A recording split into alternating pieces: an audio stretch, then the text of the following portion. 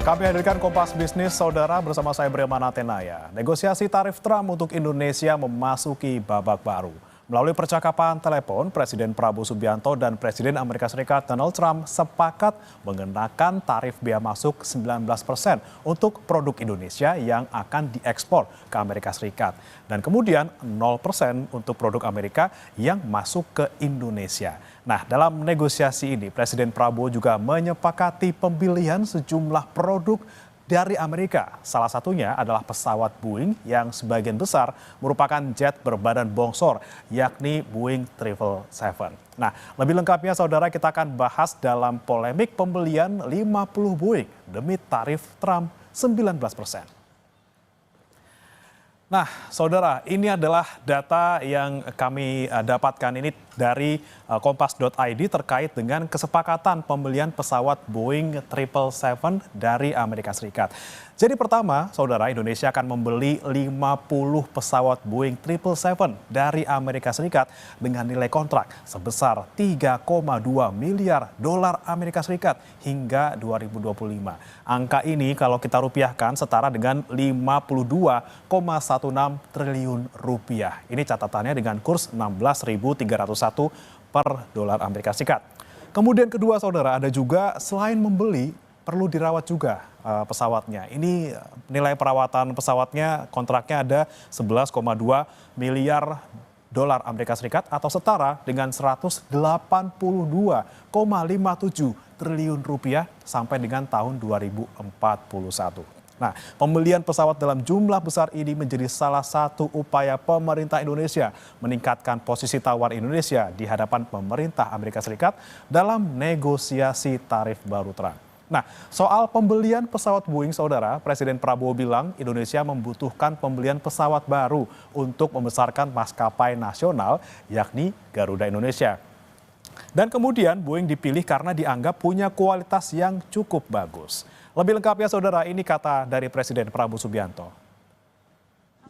Ya, memang kita kan perlu untuk membesarkan Garuda, ya. Garuda adalah kebanggaan kita. Garuda adalah flag carrier nasional. Garuda lahir dalam perang kemerdekaan kita. Jadi Garuda harus menjadi lambang Indonesia. Kita bertekad, saya bertekad untuk membesarkan Garuda. Dan untuk itu ya kita butuh pesawat-pesawat baru, ya. Dan saya kira nggak ada masalah karena kita butuh. Mereka ingin jual, pesawat Boeing juga cukup bagus. Kita juga tetap dari Airbus, ya. Jadi akhirnya terjadi pertemuan dua kepentingan. Oke, itu kata Pak Prabowo yang bilang bahwa kita perlu membesarkan Garuda Indonesia. Kemudian bagaimana dengan kinerja keuangannya, saudara? Ini adalah laporan kinerja keuangan Garuda Indonesia pada triwulan pertama tahun 2025. Nah, Garuda Indonesia masih membukukan kerugian bersih yang diatribusikan kepada pemilik entitas induk sebesar 76,48 juta dolar Amerika Serikat atau setara 1,26 triliun rupiah. Kemudian pada periode yang sama di tahun sebelumnya, di tahun 2024, triwulan 1, Garuda Indonesia juga membukukan kerugian hingga 87,03 juta dolar Amerika Serikat atau setara dengan 1,44 triliun rupiah. Kalau dilihat dari data ini, saudara, kerugian berkurang sekitar 10 juta dolar Amerika Serikat. Kemudian apa yang dilakukan pemerintah untuk menyelamatkan Garuda Indonesia yang terus merugi? Kita ke data berikutnya.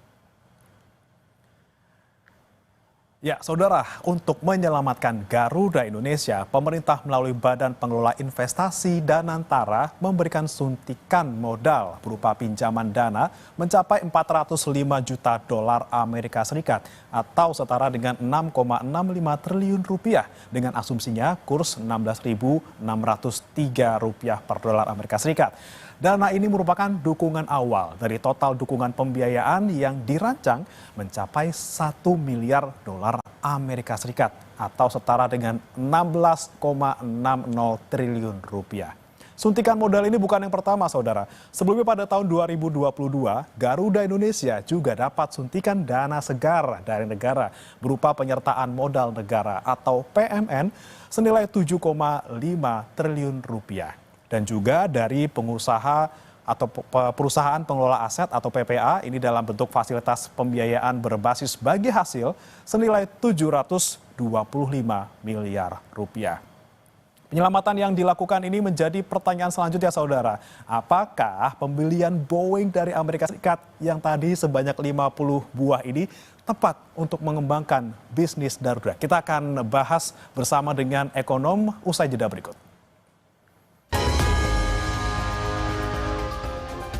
Kembali di Kompas Bisnis, saudara. Untuk mencapai kesepakatan tarif baru Trump, Indonesia akan membeli 50 pesawat Boeing untuk maskapai plat merah Garuda Indonesia. Apakah ini kemudian langkah yang tepat untuk mengembangkan bisnis Garuda? Sudah bergabung bersama kami ekonom Universitas Paramadina, Wijayanto Samirin. Selamat pagi, Prof. Selamat pagi, Mas Brimana. Baik, Prof, kita akan bahas dulu nih kesepakatan tarif baru Trump yang angkanya kalau ke Indonesia ini 19%. Nah, kalau Anda lihat apakah angka 19% ini tuh sebanding sih dengan kesepakatan yang harus kita tanggung nih, termasuk kita harus beli pesawat 50, kemudian dari Amerikanya kita memberlakukan 0 gitu ya untuk mereka. Anda kira-kira melihatnya seperti apa? Ya, dari 32 ke 19% atau turun 13% itu harus diakui itu sebagai satu kinerja bagus ya, satu achievement. Tapi kita juga harus lihat Vietnam yang sudah deal lebih dulu itu turun dari 46 ke 20%, jadi turun 26%. Dengan tawaran Indonesia yang sebenarnya lebih banyak dari tawaran Vietnam. Misalnya membeli pesawat, kemudian yang kedua pajak 0% untuk barang Amerika masuk ke Indonesia. Pasar Indonesia jauh lebih besar daripada pasar Vietnam. Sehingga terkait dengan angka 19% ini, saya rasa tim kita, pemerintah kita harus tetap negosiasi sampai 1 Agustus supaya bisa mendapatkan angka yang lebih rendah. Karena begini Mas Brimana, negara lain seperti Malaysia, Filipina, India, Thailand itu belum mengeluarkan hasil negosiasinya. Yang saya khawatirkan adalah hasil negosiasi mereka lebih rendah daripada kita. Sehingga posisi produk kita di Amerika juga tidak sebagus mereka. Jadi walaupun sudah dapat 19% harus tetap nego untuk dapat lebih rendah lagi dan ini sangat mungkin. Angkanya kira-kira berapa, Prof? Kalau kita boleh berandai-andai di bawah 19% ini berapa? Saya merasa 15% itu angka yang sudah sangat bagus. Jadi kalau bisa mendekati itu luar biasa sekali. Oke, paling tidak di 15%. Tapi kemudian kita bicarakan lagi soal pembelian 50 pesawat Boeing 777 nih, Prof. Kalau misalnya kita melihat apakah sesuai nih kebutuhannya dengan Garuda saat ini, apakah ini kalau kata orang kan ini kayaknya nggak tepat karena pesawat 777 ini lebih ke antar benua, kemudian yang jaraknya sangat jauh gitu. Anda melihatnya seperti apa? Ya, kita harus mendukung apa yang disampaikan oleh Pak Prabowo bahwa kita akan memperkuat Garuda sebagai flagship, sebagai simbol kita di dunia internasional. Dan kalau kita lihat 50 Boeing 777 itu klaimnya Trump kan, dalam satu statement dia mengatakan pemerintah Indonesia akan membeli Boeing 777 sebanyak 50. Dan kita tahu Trump itu seringkali exaggerating ketika berbicara number, kemudian beberapa hal lain gitu ya. Jadi kita juga harus tetap melihat, jangan dianggap 50 Boeing 777 itu sebagai final. Kita harus terus melakukan negosiasi. Dan begini, kalau kita ingin membantu Garuda, tentunya dengan sesuatu yang dibutuhkan oleh Garuda.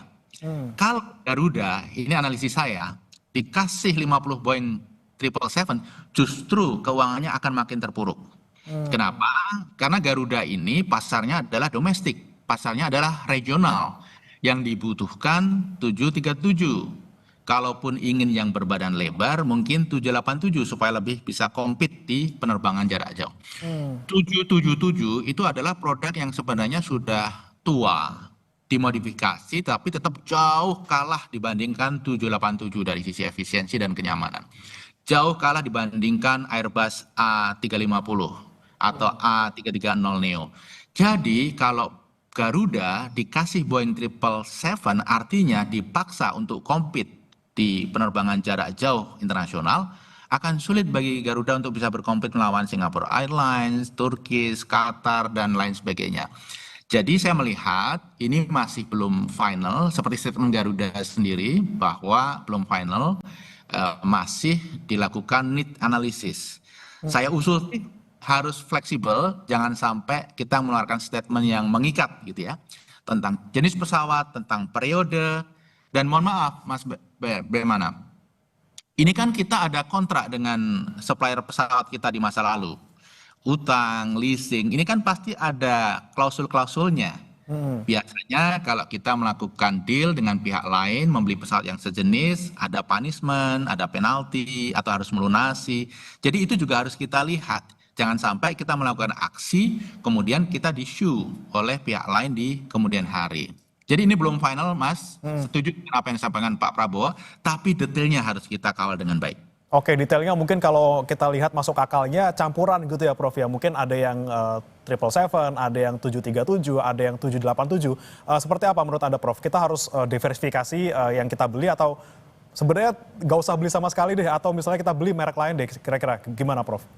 Saya rasa kalau membeli pesawat memang harus membeli. Karena Garuda sendiri sebelum negosiasi Trump dan pemerintah ini juga sudah punya rencana untuk membeli pesawat. Hanya memang jenis pesawat seperti apa yang akhirnya akan dibeli itu harus disesuaikan dengan kebutuhan Garuda. Jadi dalam situasi seperti ini Garuda kita kasih kesempatan untuk menyampaikan juga pandangannya. Jadi apa yang kita berikan itu harus sesuai dengan ukuran badan Garuda. Ibarat ngasih baju itu yang pas dengan badannya sehingga enak dipakai. Oke, kemudian Prof, ketika kita bicara kemampuan finansial dari Garuda sendiri, sebenarnya mampu nggak sih untuk membeli 50 pesawat Boeing? Dan kalaupun misalnya mampu gitu ya, ketika mereka sudah beli 50 pesawat Boeing 777 misalnya, apakah kemudian berikutnya akan mereka terbebani misalnya dengan operasional yang tinggi, kemudian permintaan dan penawaran yang mungkin nggak ketemu gitu ya, yang butuhnya apa, yang kita punya apa. Seperti apa Anda melihatnya Prof? Kalau dipaksakan Garuda mengelola 50 Boeing 777, kondisi keuangannya akan makin buruk dan bahkan bisa berujung pada kebangkrutan. Karena kalau kita present value kan ya harga 50 Boeing 777 itu sekitar hampir 250 hingga 300 triliun begitu. Dan Garuda sudah di bawah Danantara. Apakah Danantara ada kapasitas keuangan untuk membantu melakukan injeksi capital atau shareholder loan gitu ya? Saya rasa tidak. Jadi kembali harus diatur jenis pesawatnya, kemudian periodenya. Kalau membeli 50 pesawat, variannya sesuai kebutuhan, kemudian periodenya 20 tahun ke depan, itu sangat masuk akal. Karena memang fleetnya Garuda kan banyak yang sudah usang juga yang harus diganti. Oke, kemudian Prof, kalau Anda melihat tadi Anda sempat sebutkan juga ketika kita misalnya terpaksa membeli misalnya 50 pesawat 777 gitu ya. Kemudian kita harus bersaing dengan maskapai lain yang sudah mainnya jauh gitu ya kalau untuk soal penerbangan jarak jauh antar benua. Anda melihatnya semakin terpurukkah Garuda ketika harus bersaing dengan maskapai yang sudah lebih, dalam tanda kutip ini lebih jauh lah terbangnya untuk ke penerbangan jarak jauh? Kalau kita ingin bermain di level long haul, bersaing dengan Singapore Airlines, Qatar, Turkish, dan kita dilengkapi, Garuda dilengkapi dengan Boeing 777, saya bisa katakan sayonara buat Garuda. Akan sulit untuk bisa survive. Yang pertama, saingannya punya brand lebih bagus. Kemudian yang kedua, saingannya punya pesawat yang jauh lebih efisien.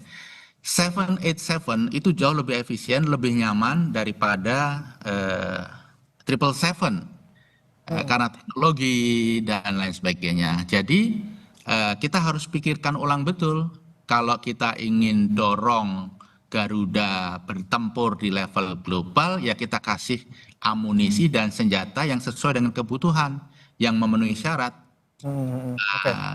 Jadi saya ingin sampaikan lagi, kalau dipaksakan Garuda mengelola Boeing 777 50 dalam waktu dekat, ini akan mendorong Garuda pada kebangkrutan. Sulit sekali menyelamatkan Garuda.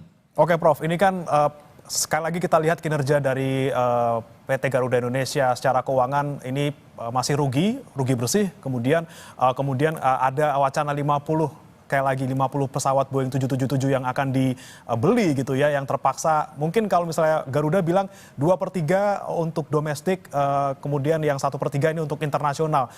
Dengan komposisi 2/3 dan juga 1/3 ini Prof, dengan 50 Boeing 777, kemudian dengan kondisi kinerja keuangannya juga masih rugi bersih selama tadi dari 2024, 2025 kita lihat masih rugi. Berarti kebangkrutan itu bisa dilihat di depan mata, sudah pasti ini Prof. Ya, sulit untuk menyelamatkan Garuda karena 777 itu hanya cocok untuk penerbangan antar benua. Itu pun tidak sekompetitif 787 atau A350, tidak senyaman dua adiknya itu. Kemudian pada saat yang bersamaan pasar Garuda itu bukan antar benua, tapi domestik dan regional. Dan domestik dan regional itu yang diperlukan adalah 737. Oke, tapi kalau dipaksakan gitu Prof, 777 ini untuk regional, apakah memang itu sangat berpengaruh terhadap efisiensi biaya ataupun cost yang harus dikeluarkan? Kalau lihat track record Garuda dan lihat beban biaya yang akan ditanggung, beban kompetisi yang akan dihadapi di masa depan, kalau dipaksakan 50 Boeing 777, saya akan mengatakan sayonara buat Garuda. Oke, Prof Wijayanto, kemudian terakhir ini kan ada sempat mengemuka wacana integrasi antara bisnis Garuda Indonesia dan juga anak usahanya, yaitu Citylink dan juga Pelita Air. Nah, kemudian peleburan ini kan menjadi salah satu strategi gitu ya untuk kedepannya Garuda Indonesia bisa menyelamatkan diri. Kira-kira apa lagi Prof yang bisa dilakukan Garuda Indonesia? Mungkin selain tadi menambah 50 pesawat, adakah cara-cara lain yang lebih efisien dan juga lebih efektif untuk mereka bisa keluar dari kerugian yang mereka alami? Ya, saya rasa konsolidasi itu hal yang bagus. Pasti akan banyak efisiensi yang bisa diambil. Tetapi juga kita perlu merubah kultur. Dan kalau ingin shortcut, usul saya bagi Garuda adalah hire CEO manajemen terbaik dunia dari belahan negara manapun. Walaupun harus membayar mahal, tapi kalau bisa membawa perbaikan kultur itu harus kita tempuh. Kita harus belajar dari penerbangan-penerbangan yang sukses di Middle East. Mereka betul-betul meng-hire talent terbaik yang ada di industri dari seluruh dunia. Dan kalau Garuda ingin seperti mereka, hal itu juga harus dilakukan. Jadi industri penerbangan ini industri yang marketnya global, sangat kompetitif. Jadi juga mindset dan kultur Garuda juga harus global dan sesuai dengan tingkat kompetisi dunia. Kalau tidak di level itu, sulit bagi Garuda untuk bisa bersaing. Oke, kita perlu adanya professional hire dari pihak-pihak yang sudah terbukti mereka bisa membawa maskapai ke keuntungan gitu ya, ke bisnis yang lebih baik lagi. Kemudian kita tunggu nanti ya Prof ya, bagaimana kemudian upaya dari Garuda Indonesia terutama dan juga upaya pemerintah untuk menyelamatkan maskapai plat merah ini. Terima kasih Prof Wijayanto Samirin, ekonom Universitas Paramadina sudah bergabung bersama kami di Kompas Bisnis. Selamat pagi.